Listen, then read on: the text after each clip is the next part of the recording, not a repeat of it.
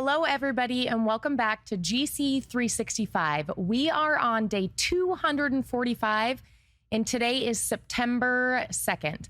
I am Liz, and I am the Kids Zone pastor for first, second, and third graders at the Mill Creek campus, and I'm here with... Hi, I'm Andrea Hodge. I volunteer in the Kids Zone here at Mill Creek campus.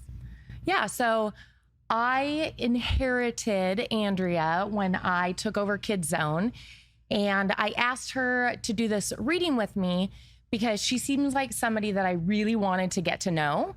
And through our conversations, I just can't believe how parallel our lives are. Yes. So you're a current military wife. Yes. My husband's retired from the Marine Corps. We were both stationed in Hawaii at the exact same time, but we didn't know each other back then. No. That would have been pretty cool. That would have been. So school started yesterday for my son, his freshman year. Oh my goodness, that's awesome. I know, I'm kind of sad about it. But yeah. So do you know when your kids start? They start on the 8th. Oh, the 8th. So we're excited. We have a rising third grader, first grader, and now a preschooler. He was accepted to preschool. That's so we're exciting. Exciting Yes. for you. Yes, definitely. So I can get back into the classroom, doing what I love with the kids and volunteering and just, I guess, getting back to Andrea instead of just mommy. Yes. Oh, yes. Yeah. I know. I remember going through that phase.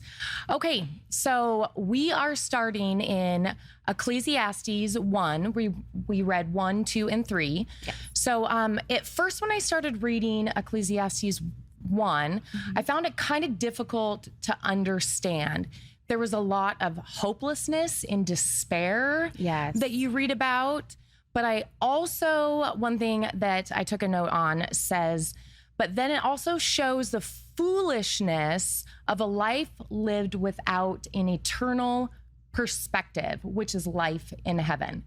So verse 18 stood out to me, and it said, the greater my wisdom, the greater my grief. To increase knowledge only increases sorrow. So my question was, does knowledge bring sorrow or does it bring it happiness? Because I know in the Bible it says knowledge brings happiness. I believe it's in Proverbs. But what I think it does is it encourages the reader to live a God-centered life in this world of despair and foolishness. And so it's not necessarily a negative thing, but it's just leading people to hopefully live their lives with a God-centered perspective of our world nowadays. Right. Did anything stand out to you? Yes, actually, verse 8 stood out to me. Everything is worrisome beyond description. No matter how much we see, we are never satisfied. No matter how much we hear, we never content. Well, we are not content. For me, I was like, we would never feel satisfied with our accomplishments unless we keep God in center of our goals. And it makes me remember back when I graduated from school, young, the whole world is like your oyster now. Like, how can I just accomplish everything? And I remember just having jobs and I wasn't happy. And so I just took a break and got back to the foundation, going back to church. And that's when I found my purpose, education. I went back to school and the grad school to become a teacher. And I taught preschool. I was an after school care director and I went to class after, but my body was tired, but I was still like thirsty and wanting more. So I think that made me just, see that once you put God in control of everything, you become satisfied and stop just going on what you want to do. Yeah. And another thing about the verse that I was talking about is that we all have weaknesses and faults. Yeah. And if we focus on those weaknesses and faults without, like you said, God being at the center of our life, you're going to feel hopeless. Yeah. But you put God in the center of your life, and that's when you found true happiness, because true happiness for you was the path that God had for you, which was teaching. And so I think that's great. Right. I love that. So Ecclesiastes 2, what stood out to you in this reading? So just reading it, I just got basically a summary of everything. And it was just saying that Solomon is explaining how he had everything he desired, but was never satisfied. He compared it to like chasing after the wind. The wind can be felt when passing us, but we cannot hold on to it. So it's only temporary, like things. So we just can't always hold on to things. We just have to basically live in the moment and enjoy it. But also remember that God gave us those things, and just keep God centered. Yeah. So verse 3 stood out to me, and it says, after much thought, I decided to cheer myself with wine, and while seeking wisdom, I clutched at foolishness. And this just reminds me of how so many people, and I was there, just graduating high school, I did not have the best foundation of a relationship with Christ at all. Right. And I was grasping at whatever I could to find that joy in my life. And there's so many people out there that do that, whether it's drinking or drugs or constantly being in relationships or TV, whatever your vice is. This kind of stood out to me because it just reminds me that if we don't have Jesus in our life, all of these worldly things are only temporary. Yes. And it's only going to maybe make you happy for a short amount of time, but you're still going to have that hole in your heart, that want for that joy and happiness that only Jesus can give you. Wow, that's really good. Yeah, I love that. So it's a great reminder. It is. A great reminder. It is. So Ecclesiastes 3, verse 1 and 2 stood out to me. It says, for everything there is a season, a time for every activity under heaven, a time to be born and a time to die. So the first part of this, it reads almost like a poem, and it's describing all different seasons and parts of your life. And what really stood out to me about this one is everybody loves a newborn baby, right? Yes. Cutest thing in the entire world. But then on the flip side, everybody's born is a cute baby, but everybody dies whenever it's your time. And so I think that with this, it stood out to me because I used to have such a fear of death. Wow. When I was growing up, I grew up in a Catholic church, and I just didn't really know that I could personally have a relationship with Jesus. And my best friend in elementary school, her mom was definitely more of a hell and damnation type of leader for us. And so she instilled so much fear into me, saying, Jesus is coming. Every lie you've ever told, everything you've ever done is going to be blasted in front of the world. And so I was so terrified to grow up as an adult thinking that every sin, all of my faults, all of my failures are just going to be blasted. I didn't realize until later in life that I could have a personal relationship with Jesus and the grace that comes along with that. Yes. And that I can ask for forgiveness for all of my mistakes and turn away from them. But one thing that I think is hard is forgiving yourself. Like, Jesus is going to forgive you. Definitely. But it's taken me a long time to forgive myself for things that Jesus has already forgiven me for. And so, that just kind of reminded me of growing up in my childhood. So 2 Corinthians, we were reading in chapter 6, verses 1 through 13. And Paul is writing to the Corinthians, most likely after he went to go visit them. And they were definitely not living a Christian lifestyle. Right. And so what stood out to me is verse 7 and 8. It says, we faithfully preach the truth. God's power is working in us. We use the weapons of righteousness in the right hand for attack and the left hand for defense. We serve God whether people honor us or despise us, whether they slander us or praise us. We are honest, but they call us imposters. And this stood out to me. This was written right after he was talking about how they had been abused, they had been held captive, put in prison, forced to work long days, withheld food from them. And I want to live like Paul. Yeah. Like, I want to live a life that no matter what anybody says about me and my faith, I'm going to stand firm in my faith and not waver at all. Exactly. Yeah. For me, in 2 Corinthians 6, verse 4 stood out. In everything we do, we know that we are the true ministers of God.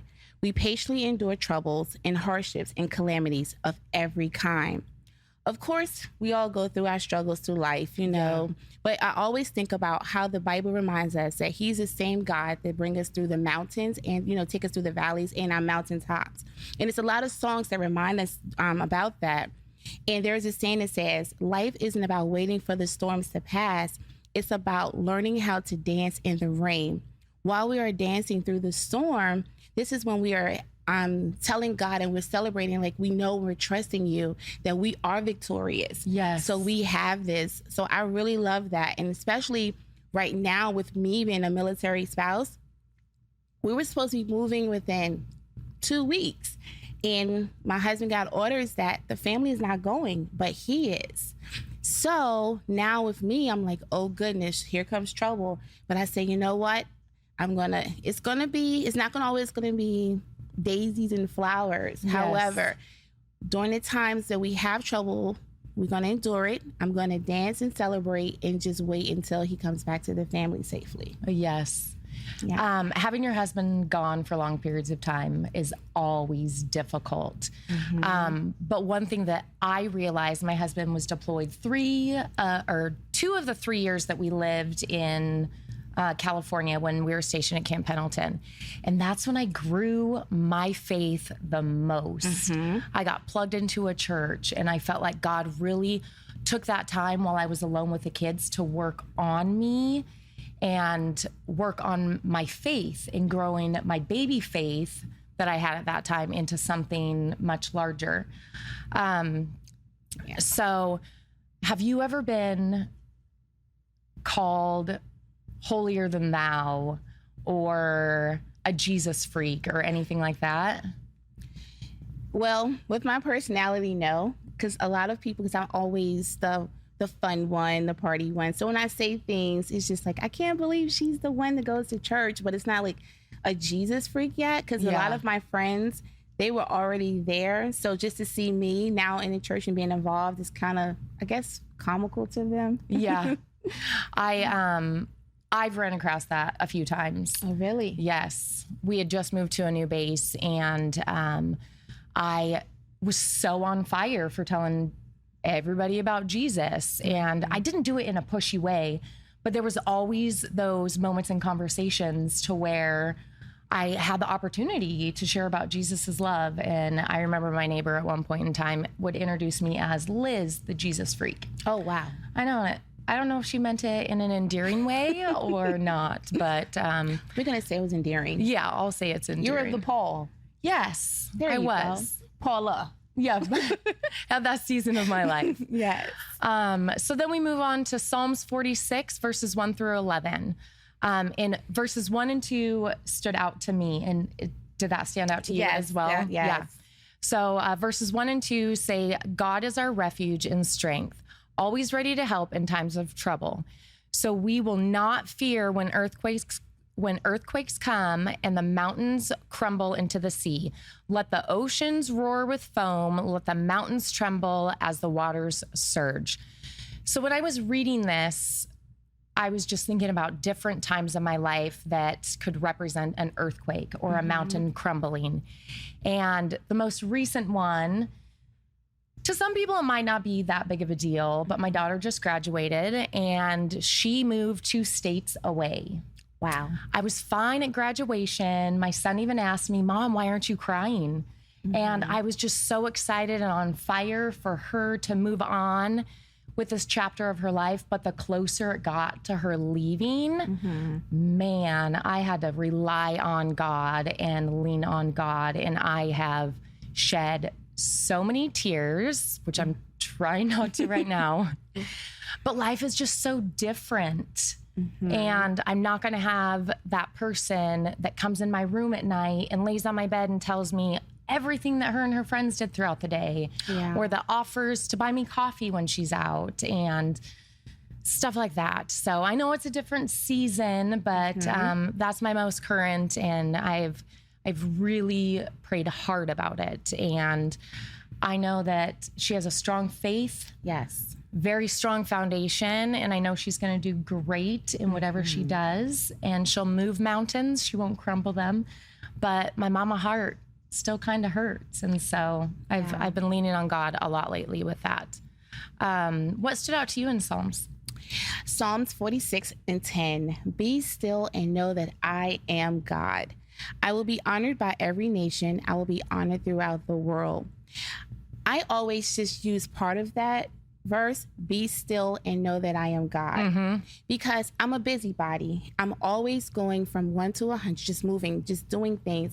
And even as a child, I used to wake up, do regular things, brush your teeth, make your bed. Okay, mommy, daddy, where are we going? And my parents used to say, Andrea, sit down, relax, take in the moment. And as an adult now, I can see and understand what they're saying. Sometimes when God is trying to talk to us, we're always moving, shaking. Yes. It's like a crock pot in the microwave. Yes. The crock pot in the microwave. So the microwave, you pray for these things. With the microwave, everything, you put your food in, 2 minutes is done. 2 minutes or seconds is done. With the crock pot, it sits for hours. So with the microwave, you put your food in, you say, okay, that's my faith with God. Like, okay, God, I have this prayer, get it done, 2 minutes. I don't have time to wait. And he's telling me, oh no, you're a little bit deeper now in foundation. You have to do the crock pot process. That means that you have to sit, be still, because the crock pot doesn't move. Yeah. And all this seasoning, when you're cooking that dish, you put all your herbs, your things. Even though it takes so long, it comes out delicious. It's not hot around the side or cold in the middle like the microwave. Yeah. Exactly. So with me, he's telling me, no, I'm giving you those tools to help you get to the process of what you're asking for, because these things will help you with this request you're asking me, this prayer. So that's my seasoning. So you have to sit in a crock pot now and be still. And that's what the Lord is still working on me with. Yeah. I actually have that posted probably 5 places throughout my house. 2 of them are in my bathrooms. So every time I'm in my bathroom, which you get ready in your bathroom, you do a lot. So I always am reading that every day. And I had a friend come to me, one of my mentors, and asked me, do you ever just sit and enjoy the moment? Because I'm like you. I go 100 all the time. Exactly. And it really opened my eyes up. And so one of my favorite things to do during the summer is to be out on the lake on my paddleboard. And since my best friend moved to Arizona, I'm out there a lot by myself. But one thing that I intentionally do is spend time with God.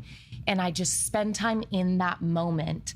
I stare at the mountains, I stare at the water, and I just really take it all in without having all these other things that are normally on my mind, all of my reminders, my to-do lists. I put all that aside. And so I absolutely love that verse as well.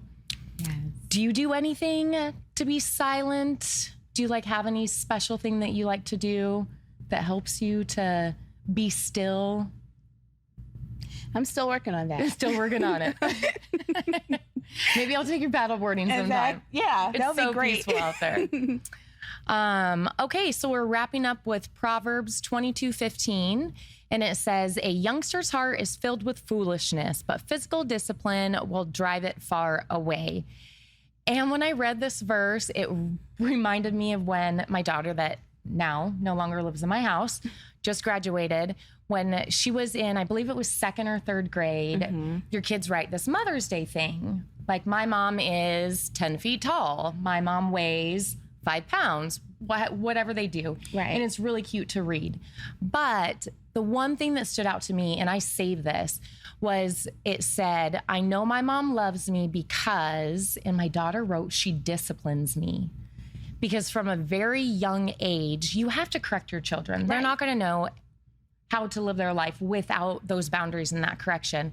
But every time there was some sort of discipline that I give to my kids, I would always go back and explain to them the reason why, and that I was doing it because I love them. Right. And it came out of love. It didn't come out of anger. And so that verse just reminded me of that. So I thought it was neat that she wrote that. At first, I didn't. As a mom, like, discipline? That's what you thought about me? Yeah. Discipline? But it's awesome that she knows that. And even the Bible, sometimes it has to rebuke us. Yes. It's just rebuke us, but it's out of love. And he wants us to just live our life just as holy, as he wants us to, Yes. Just live a God life. Yes. So discipline is good. We need it.